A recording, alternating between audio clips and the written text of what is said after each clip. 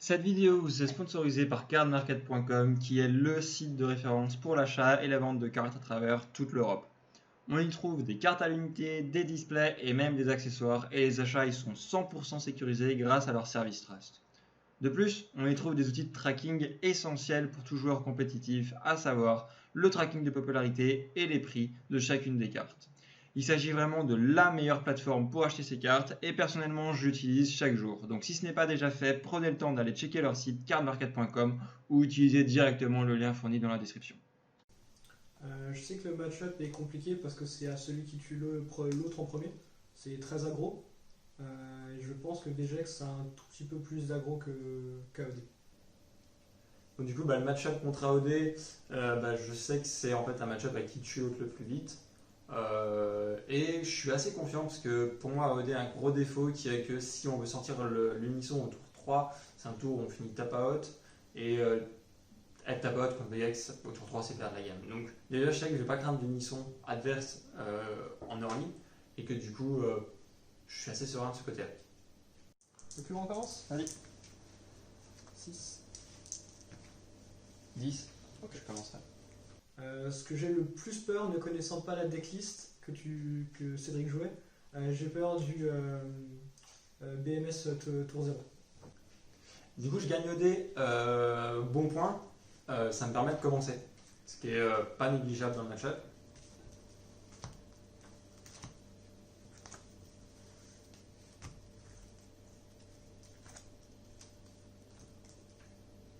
On change 4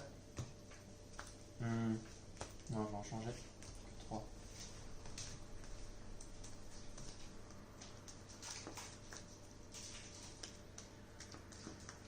On garde 3.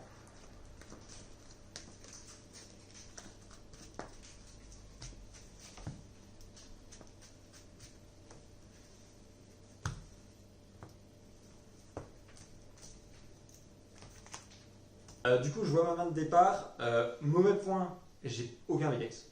J'ai pas mon Vegex 6, j'ai pas mon Vegex 7. Par contre, j'ai un time bullet en main. Et je commence.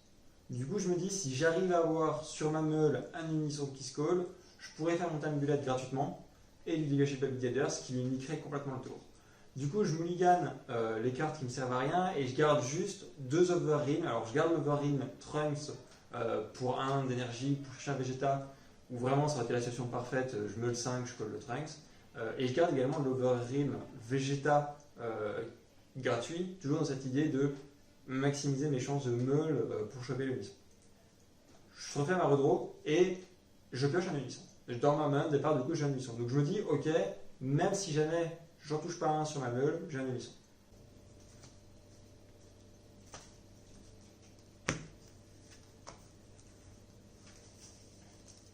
Du coup, j'y vais.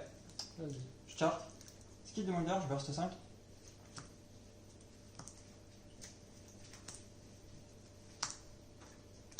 Et je trouve un. Rien qui se colle. Je fais mon meule 5, je pioche un. C'est quoi cette meule de merde? Les 5 cartes qu'il a meulées, en plus, c'était des plutôt bonnes cartes. Donc ça fait plutôt plaisir de voir ça disparaître. Parfait. Pour 1, je colle mon unisson. J'ai l'unisson en main, je le colle pour 1. Je lui mets ces 2 compteurs en plus, histoire de dire que... Je suis toujours surpris qu'il le colle en payant 1. Je me dis qu'il aurait eu de quoi peut-être jouer un Overheal qui le ferait qui ferait de nouveau meule pour qu'il se colle gratuitement. Et du coup, je suis un peu surpris qu'il le hardcast absolument. Et je vais faire son effet sur rien défaussé juste pour le mettre 2 compteurs. Ok. Je vais également faire un Overheal de Vegeta. Ok. Effet de Vegeta. Je fais l'overring quand même de Vegeta en me disant, bon, on a rien eu sur les 5 premières, on va bien avoir un truc sur la suite. J'ai eu Time Agent de Vegeta. J'aurais préféré un Trunks, on va pas se mentir, histoire de me piquer un TD, mais c'est mieux que rien. Ça ne me surprend pas qu'il fasse ce move. Par contre, je me dis, oula, sur les meule 3, sur le meule 3, je me dis, il n'a rien eu sur les 5 premières cartes qu'il a meule. Il va peut-être avoir des choses en plus qui vont arriver, du coup, ça m'inquiète un peu plus. Là, je mets le 3. J'ai donc ce Vegeta là qui se colle. Ouais. Et je vais finir mon tour, du coup Vegeta part en war. Je draw 1. Je charge ça.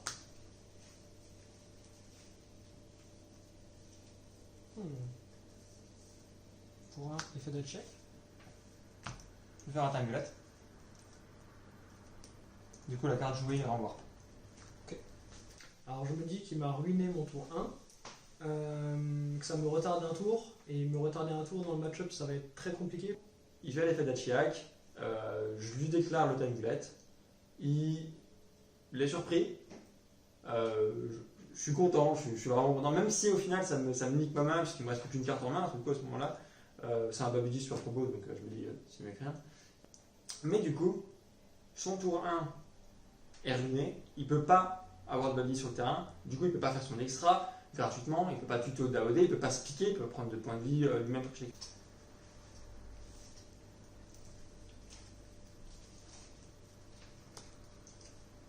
Je suis pas obligé de la jouer. Tu n'es pas obligé de choisir, tu peux dire Du que coup tu je choisis ne rien. vais pas la choisir.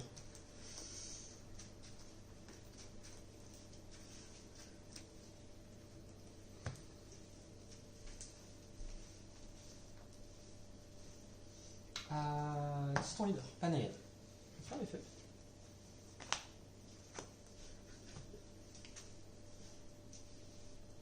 Je prends le Vegeta. Ok. Et je vais prends un point de vue. je vais prendre le PV. Ok. Du coup je vais dire fin de tour à toi. Je prends l'attaque quand même. Pardon. Oh. Je charge, j'ai déclaré l'effet de Maillard. 1, 2, 3, 4, 5, je trouve 1. Du coup, tour 2, je charge, je fais une meule correcte, j'ai des effets qui se collent, ça va. Trunks se colle et je prends un point de vie en 1.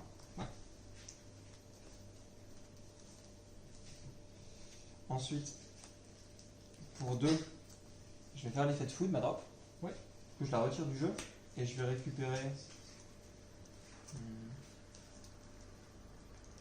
de ma warp, ce Gexa. Ok.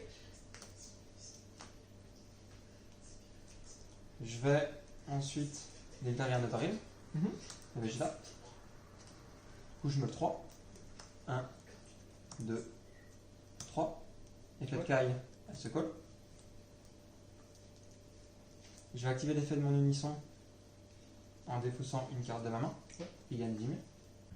Donc là, je fais mon tour et là, l'idée, c'est juste taper. Hein, genre, ça paraît un peu débile dit comme ça, mais là, mon plan, c'est taper. Taper, sans me poser de questions.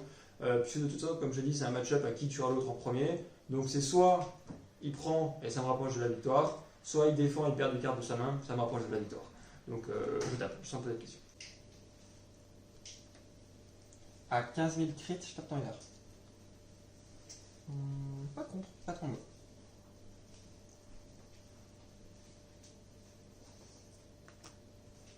« 19 ton leader, Pas contre. pas de combo. Crit. 10 ton leader, Pas contre. pas de combo.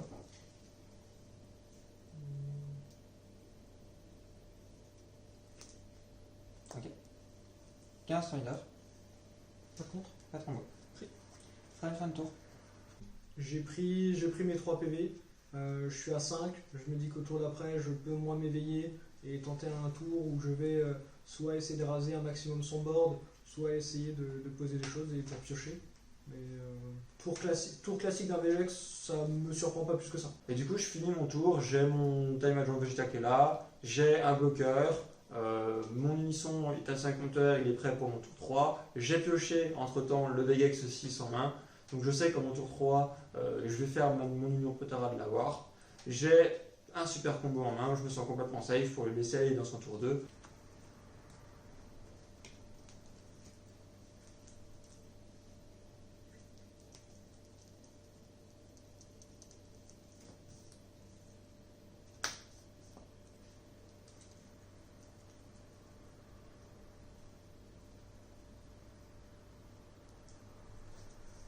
Pour un, je vais faire l'effet de check. Du coup, il fait l'effet de son Achiak. Bon, j'aurais espéré qu'il ait rien, mais tant pis. Pas contre. Non, pas de réponse.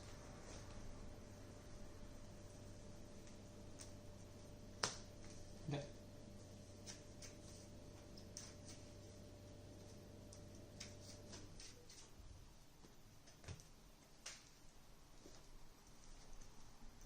10, je vais attaquer ton leader. Pas de negate, pas de bloc.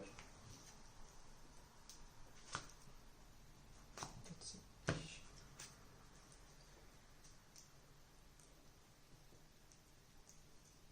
Je vais prendre C13. Ok.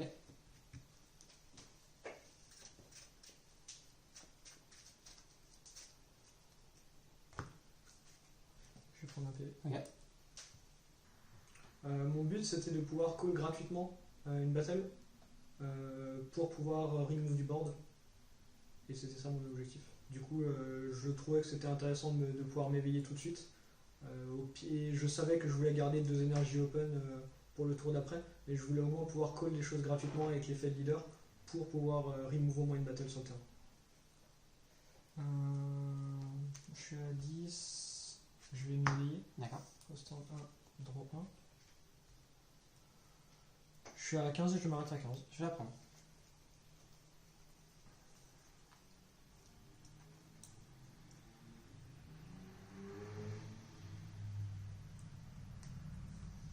Effet leader. Je vais call Broly. Ok. Je vais te le péter. Ok, du coup, il part en bas. Du coup, son Broly, il tue mon Time Agent Vegeta. J'avoue que je m'attendais plutôt à ce qu'il pète mon bloqueur. J'avais pas prévu qu'il tape une battle attaquante. Je sais que le tour d'après va être un tour où il va y avoir beaucoup d'attaques. Et je me dis qu'une attaque en moins, à ce moment-là, c'est peut-être l'attaque qui me fera survivre. Je peux regarder les 3 premières cartes de mon deck.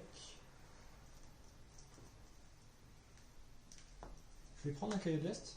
Ok. Et le reste, dans l'endroit. T'es pas censé me montrer par contre tout de Pardon. suite. J'ai perdu l'effet de surprise, parce que je l'ai révélé, j'aurais pas dû. Par contre, je sais que j'en avais un deuxième dans la main, et du coup, je me suis dit, le premier, il va s'y attendre, du coup, il va jouer peut-être au tour. Par contre, le deuxième, il ne le verra peut-être pas, et du coup, ça pourra permettre de peut-être voler quelque chose, voler une attaque ou pas. C'est pas grave, toujours en moins de surprise. Pour un, je vais jouer Thalès. Ok. 15 son unisson. Je cherche à passer l'unisson à 4 pour éviter que son prochain tour il ait 5 compteurs et du coup qu'il puisse facilement retirer 4 marqueurs et faire l'effet d'avoir réplique. Pas de negate, pas de bloc. Effet de Thalès, je regarde le top 5.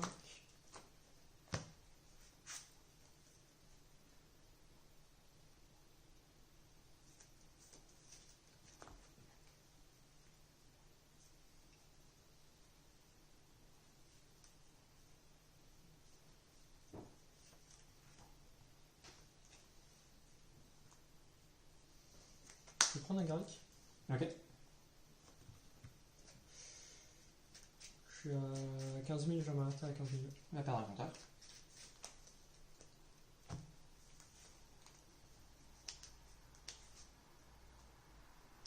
Ton leader. L'idée c'était de pouvoir te faire un dégât supplémentaire pour espérer te finir au prochain tour. À 5 PV, je suis pas sûr d'avoir de quoi faire 5 de dégâts en un tour contre un Vegex. Du coup, je me dis 4 serait plus raisonnable pour le tour d'après. Du coup, il tape mon leader sur sa dernière attaque. Je sais que derrière, j'ai plus rien à craindre pour ce tour-ci. Moi, ça me permet de prendre un PV en main. Je me dis que, bon, de toute façon, s'il ne fait pas cette attaque-là, je suis à 5 PV.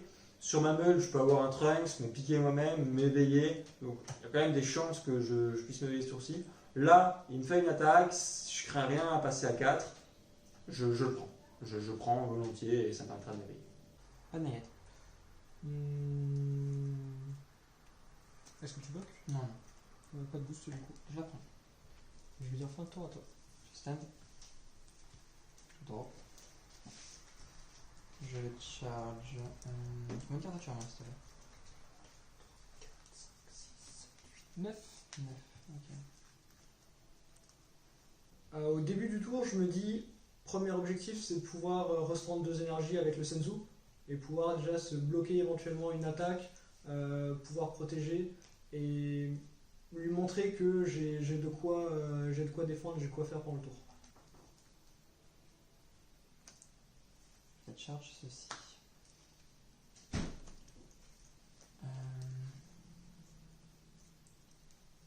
Je vais tout de suite déclarer une union Potara de ma droite.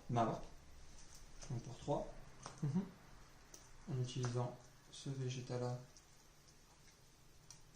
et ce Trunks faire l'union Potara de Vegex. Et j'ai mes 2 Babidi. Je me dis que je peux le tuer ce tour-ci. Il me manque quand même le Vegex 7 dans ma main.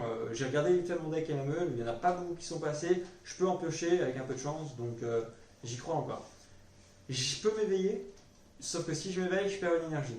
Et manque de bol, j'ai rien actuellement en drop qui me coûte une énergie que je pourrais faire. Et j'ai pas envie de m'éveiller et de perdre de l'énergie. Du coup, je vais faire quelque chose que j'aime pas spécialement, c'est-à-dire que je vais révéler en fait mon jeu, puisque je fais mon union Potara tout de suite. Au moment où il joue, du coup, l'Union Potara, au moins je sais ce qu'il va jouer. Il a utilisé ses 3 énergies, il va éventuellement en détaper une pour en s'éveillant, mais au moins je sais sur quoi il va. Après, je me dis surtout, je vois l'Union Potara, je me dis que ça fait au moins 2 attaques doubles qui vont arriver parce que je m'attends à avoir la Xeno Evolve derrière, et du coup j'ai peur de ça. Effet de Vegex, je vais récupérer ma drop, enfin d'avoir, pardon, en main un cost 4 ou moins. Je vais donc récupérer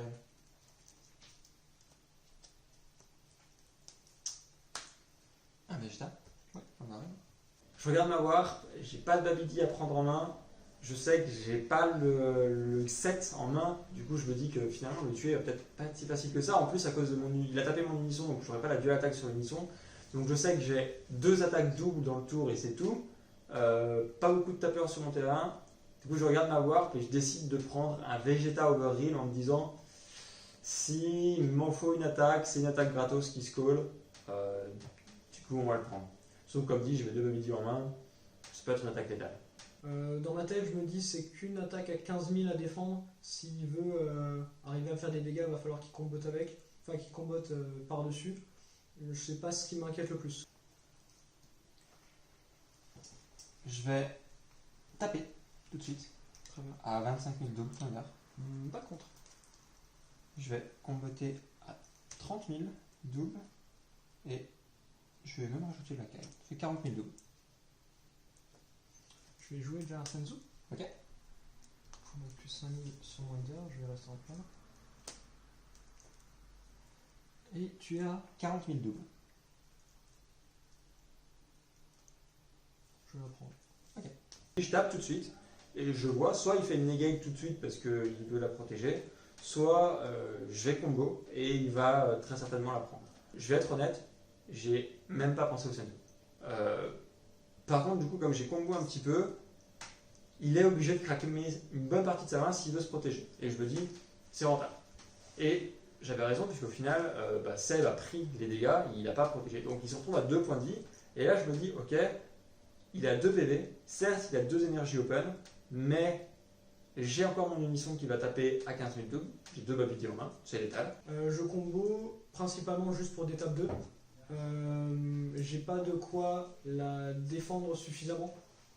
Sinon j'aurais vidé ma main et je trouvais que c'était trop risqué pour ce move là. Je vais activer l'effet de mon leader. Je burst 5. Et je t'envoie. Là, je me dis, ok, il y a un coup à jouer. Effet de la caille, est-ce qu'il va vouloir ma counterplay ou pas? Parce que moi, je connais le ruling. S'il me dit, je fais une réponse, je vais juste choisir de ne pas call la caille. Il perd sa réponse, il perd une énergie, je perds pas de carte en main. Je suis gagnant dans tous les cas. L'effet de la caille s'active, est-ce qu'il se passe quelque chose? T'as combien de cartes en main? 1, 2, 3, 4, 5, 6 maintenant, on va piocher. Vas-y, fais-le.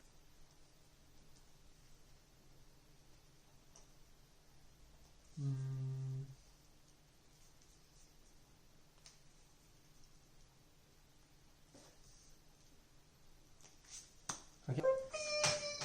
Et je choisis de ne pas la call. Hein. Du coup, ton truc ne marche pas. Pas de chance.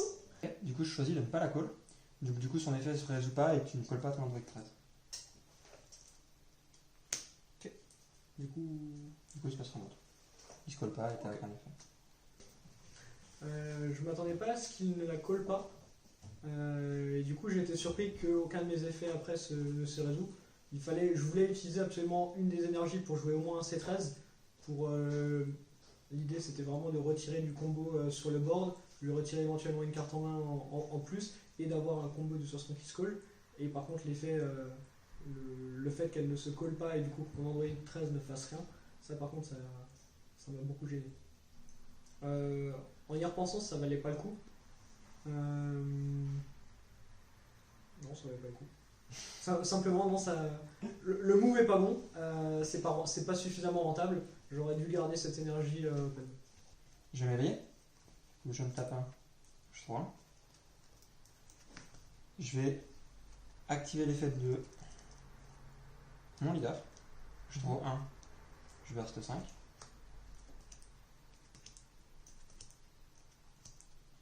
coup, il y a un Vegeta qui va se coller. Ouais. Mon munition gagne double strike. Mhm. Je vais activer l'effet de mon unisson. Je défausse une carte et il gagne 10 000. J'ai une énergie open grâce à mon untap. J'ai un Koitsuki qui est en drop et je sais que Koitsuki est incroyable dans le match. Le counterplay, c'est une carte qui se colle, ça fait moins 2 en main. La counter attaque, c'est une carte qui se colle, ça fait un moins 2 en main. Si tu fais l'effet de la counter attaque, c'est une carte qui se colle, c'est un moins 2 en main. Koitsuki, c'est juste MVP dans ce match-up. Du coup, je fais l'effet sans me poser de questions avec cette énergie open en me disant que je mets un bon gros coup de pression. Et il a double par Il l'effet a du double leader. par l'effet du leader, c'est ça. Et toi, tu as actuellement une énergie open. Pour 1, je vais activer le Koitsuki. Ouais. Donc, je le retire de la partie. Je vais mettre 2 cartes de mon main en bas de mon deck. Je pioche 2. Et pour le reste du tour, si jamais tu colles une battle qui a 20 000 ou moins de puissance, tu dois avoir 2 de ta main. J'ai l'habitude, je sais à quoi m'attendre. Après, je me dis, la seule chose que... Non, je me dis surtout que je vais quand même contrer une des attaques et que dans ma main, j'ai des cartes mortes et que je pourrais les défausser sans que ce soit trop grave. J'ai un time attack de Vegeta, ça fait une attaque. J'ai mon leader, ça fait une attaque. Et j'ai mon Overeem, ça fait une attaque. C'est-à-dire qu'en fait, en tout, j'ai 3 attaques simples, une attaque double. Il a que 2 énergies. Il ne peut pas negate, avec 2 énergies, il ne peut pas negate 4 attaques. Ça passe pas. Et écoute, je vais tout de suite taper à 15 000 double ton leader avec mon unisson. Je me dis, j'ai de quoi la défendre. Et j'hésite surtout, est-ce que je négate ou pas. Pas de contre. Alors, je vais mettre un super combo. Alors, on va quand même compter à combien il est. Je sais qu'il a un Weskai, j'oublie pas. Mais moi, j'ai 2 super combos en main. Je me dis, il va m'envoyer un en main. J'ai quand même l'autre. Je pense que ça. Je regarde vite fait ma drop, ma ward. Je me dis que ça va être un bon combo. J'ai 2 Kai. Je me dis, c'est bon, l'attaque elle est létale. Alors, dans ma tête, je me dis, ah, il va compter, il va compter. Il sait pas que je vais lui la remonter en main. Donc, enfin, si, il le sait en fait. En fait, il sait que je vais lui remonter en main. Il fait quand même l'effort de compter à combien il monte. 1, 2, 3, 4, 5, 6, 7, 8, 9, 10, 11, 12, 13, 14, 15, 16, 17, 18, 19, 20, 21, 22, 23, 24, 25, 26. Donc c'est un super combo qui a 29 000 de batte. Ok. Donc, super combo. Je vais en mettre un deuxième. Je vois qu'il en pose surtout un deuxième. Et ça m'inquiète plus. J'ai un super combo et je compte quand même. Alors je sais qu'il a un Weskai et il sait que je sais, comme il a fait l'erreur de me montrer, mais je veux quand même compter parce que moi je sais que j'ai 2 Babidi en main et je me dis c'est bon, il y en a moins qui va passer. Donc je compte. C'est un combo du coup à 29 000. Bon combo. Je mets le deuxième. J'aurais pu m'arrêter là, mais je me suis dit, imagine, il a 2 Weskai en main, c'est-à-dire qu'il mettrait juste les 2 Weskai en main et ça bloquerait complètement l'attaque. Je vais également mettre une Kai, qui est donc un combo à 10 000, comme j'ai montré une carte en main. Une Kai à 10 000 compense 2 Weskai qui mettraient pour niquer mon super combo. C'est-à-dire que là, même s'il met 2 Weskai pour avoir mes super combo en main, il est obligé de cramer plus que ça pour pouvoir combo derrière la Kai. Et je vais rajouter ça. Et ceci. Alors donc du coup, je suis à 15 000, 25 000, 35 000, 35 000 et 58 000, 93 000. T'arrêtes là? Je m'arrête ici. Je joue un caillou, je vais te remonter un super combo en main. Je perds à 29 000 de puissance, donc je suis à 93 moins 29, ça fait 64. Je vais monter le deuxième. Ok, donc du coup je disais Plus facile à calculer. 15, 25, 35. Je suis à 20, 30.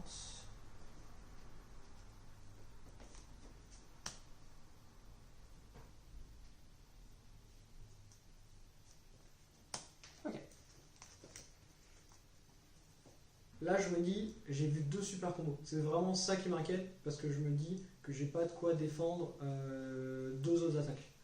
Et surtout, je me dis, très honnêtement, ce que j'ai le plus peur, c'est. Je sais que je peux negate encore une attaque, donc je me dis, dans ma tête, je m'attends à la Xeno Evolve, et c'est celle-là que je veux negate pour pas que tu puisses me finir. Du coup, je me demande, est-ce que tu es capable encore de me faire 2 attaques suffisamment pour me combattre?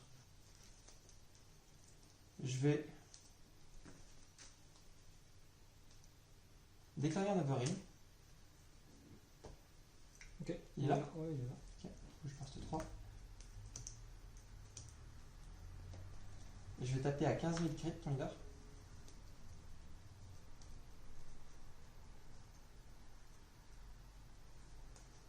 Pas de contre. Je déclare l'attaque avec mon Vegeta crit. Il n'égate pas. Ça me surprend un peu. Peut-être qu'il a peur d'autre chose. Peut-être qu'il s'attend à ce que j'ai le 7 en main. Il ne sait pas que je ne l'ai pas. Je lui dis peut-être qu'il garde la négate pour ça. Alors du coup, on va jouer un peu là-dessus et on va quand même combo. Il faut que l'attaque passe. Ça lui fait une carte en moins, un PV en moins. Donc... Du coup, je vais juste mettre un super combo qui est du coup maintenant un peu plus qu'avant. Oui, t'inquiète pas. Ok, en crit. Ça t'arrête là? Ouais, on s'arrête là. Je peux pas la défendre. Je sais que je peux pas la défendre. Je vais taper à 19 000 ton leader.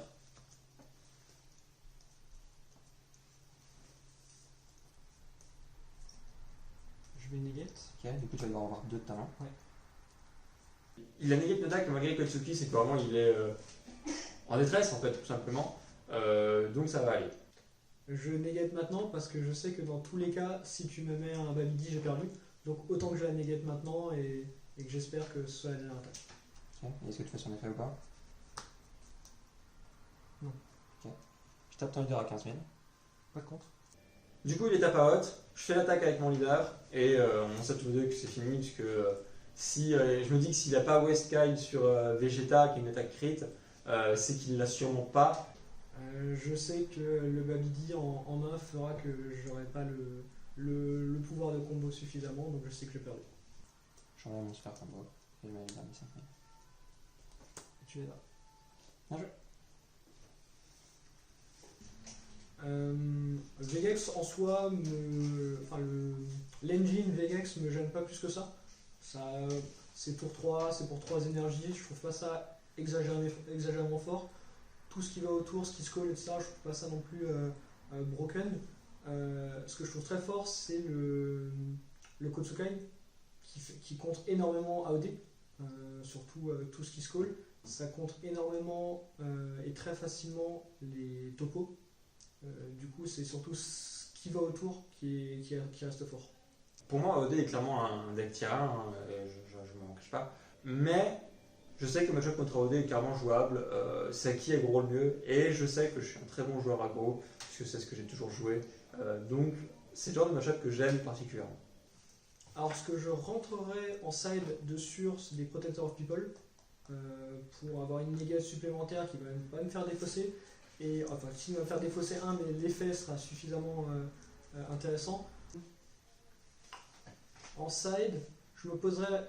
Aujourd'hui, je suis pas sûr, je me poserai la question si je rentrerai pas des topos. Parce que je sais que je les ai en side. Mais si je rentre les topos, je ne retire pas sol. Je pense que c'est un coup à prendre. Je pense que j'essaierai pour la deuxième de rentrer quelque chose de beaucoup plus aggro. Donc je retirerai les Goku sol et je rentrerai plus d'Overheal pour faire plus d'attaques étant donné que je commence pour essayer de le tuer avant que lui me tue. Et certainement pour la troisième, vu que je ne commencerai pas, je rentrerai quelque chose d'un peu plus défensif, je remettrai sol et je jouerai des topos pour pouvoir temporiser, je pense. Ce que je changerais au side, alors je rajouterais déjà 2 Koitsuki, puisque j'ai 2 Koitsuki en side, donc je passerai à 4 de main, parce que comme je dis, Koitsuki c'est incroyable. Vous faites un Koitsuki, c'est pas de counterplay, pas de counter attack, donc je mettrai 4 Koitsuki main. Et je pense que je rentrerai également un Identity en plus, parce que j'en ai un en side, puisque AOD remplit le board, et c'est des cost 2. C'est-à-dire que Identity, qui est un overheal gratuit, ça le fait à -3 battle en face, en plus d'être un tapeur à 25k, dans le match-up c'est insane.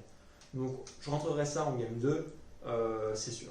Power Burst c'est bien contre les decks qui ont des gros tapeurs uniques qui font plein de dégâts, parce que du coup c'est intéressant de trade un point de vie pour pas prendre un double. Là, c'est un deck qui me fait 5 attaques à 15 000. Quand il me tape à 15 000, que je prenne un point de vie de l'attaque ou de Power Burst, ça ne changera pas grand chose. Donc je pense que j'enlèverai mes 4 Power Burst et que je mettrai justement les Kotsukio. Je pense que je rentrerai également des Protector of People à la game 2. Un dernier mot. 2 Tile Bullet de main, pas bon.